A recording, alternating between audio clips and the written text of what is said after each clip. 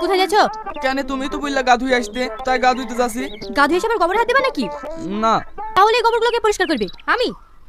না না, আমি পরিষ্কার করে দিছি। কি হলো, আবার কোথায় যাচ্ছ? এইগুলো পরিষ্কার করতে পানি লাগবে না? তাই বলি নোংরা পায়ে কলতলায় যাবা? এখানেই দাঁড়াও, আমি পানি আর ঝাঁটা এনে দিচ্ছি, পরিষ্কার করে গা ধুতে যাবা। খাওয়ার লেগে এক গ্লাস পানি চানো, তাই এনে দিতে পারলো না। আর গোবর ধোয়ার লেগে এক বালতি পানি এনে দিছি। কিছু বললা? না না, এই ঠান্ডাতে এখন গা ধুছি, সারাদিন সময় পাসনি নাকি? না রে ভাই, গোবরে পা দিয়েছিল বলি বউ জোর করে গা ধুই নিল। এই ঠান্ডা তুই গোবরে পা দিয়েছিলি বলে গা ধুলি?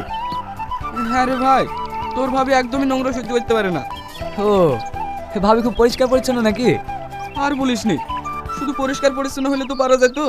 ও তো মহাসচিব ভাই। সচিব ভাই মানে? যারা অকারণে বারবার মনে করে তাদের শরীর বাড়িঘর সব নোংরা হয়ে যাচ্ছে, সব কিছু অতিরিক্ত পরিষ্কার করে, তাদেরকে সচিব ভাই বলে। ও, কিন্তু যাই বলিস ভাই, ভাবির মনটা কিন্তু অনেক ভালো।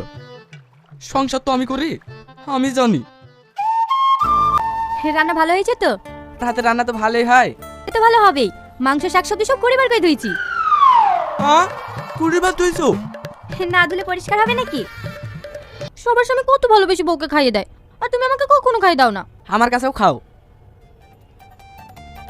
সাবান দিয়ে হাত ধুইছো তো? একটু আগেই তো গা ধুয়ে আসনো, হাত তো ধোয়াই আছে। তার মানে তুমি সাবান দিয়ে হাত দাওনি? ছি, কত নোংরা জীবাণু লেগেছে এই হাতে।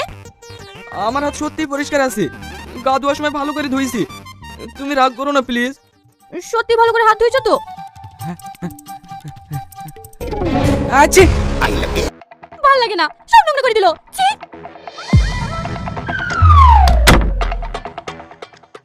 শালার হাতছি ওঠার টাইম পেল না।